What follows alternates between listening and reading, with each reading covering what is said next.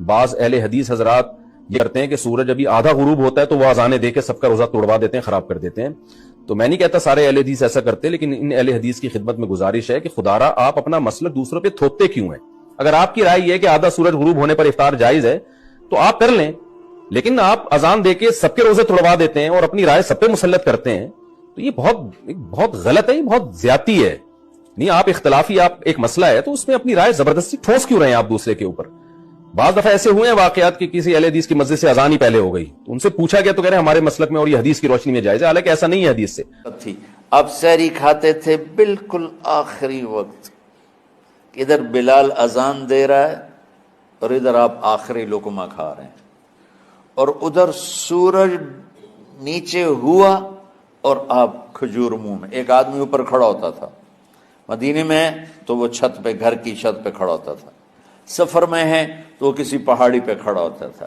جو ہی سورج کا کنارہ نیچے جاتا اب فوراً وہ کہتا یا رسول اللہ قد غربت، تو آپ کھجور منہ میں ڈال لیتے تھے یا پانی. کبھی پانی سے افطار فرماتے تھے، کبھی کھجور سے افطار فرماتے تھے کہ میری امت پہ بھوک کا وقت کم سے کم آئے.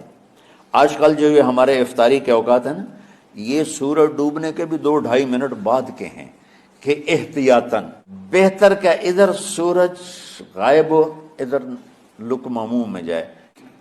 ہمارے اہل حدیث بھائی وہ 2 منٹ پہلے ہم سے افطار کرتے ہیں، تو بڑی اچھی بات ہے کہ سورج کے غروب ہونے کا جو اصل وقت ہے اس کے ساتھ ہی افطار کرنا.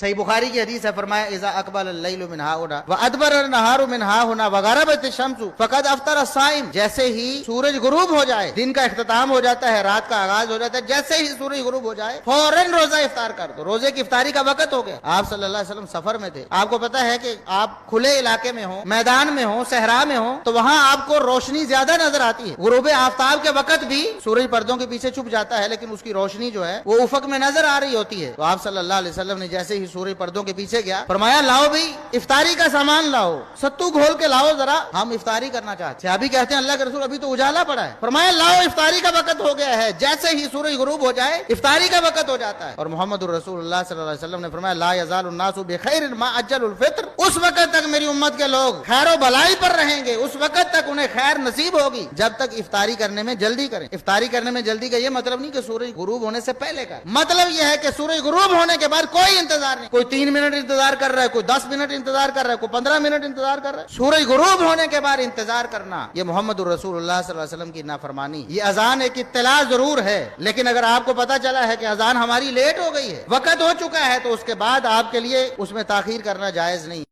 اہل الحدیث وہ جماعت ہے کہ ہمارے نبی نے فرمایا، سیدنا معاویہ روایت کرتے ہیں کہ میری امت میں ایک جماعت ہوگی جو اللہ کے احکامات کو نافذ کرے گی، جو ان کو رسوا کرنا چاہے گا، ان کی مخالفت کرے گا، وہ ان کو کوئی نقصان نہیں پہنچا سکے گا، اور یہ گروہ، یہ جماعت غالب رہے گی. اور یہاں غلبے سے مراد دلیل کا غلبہ ہے. یہاں غلبے سے مراد دلیل کا غلبہ ہے کہ اہل الحدیث کے پاس دلیل ہوتی ہے، حدیث میں یہ آیا ہے. ہمارا چھوٹا سا بچہ بھی اٹھ کے بڑے بڑے مولویوں کو چپ کرا دیتا ہے، مولوی صاحب یہ بات کون سی حدیث میں لکھی ہے؟ وہ کہتا ہے باپیاں دا بال لگتا میں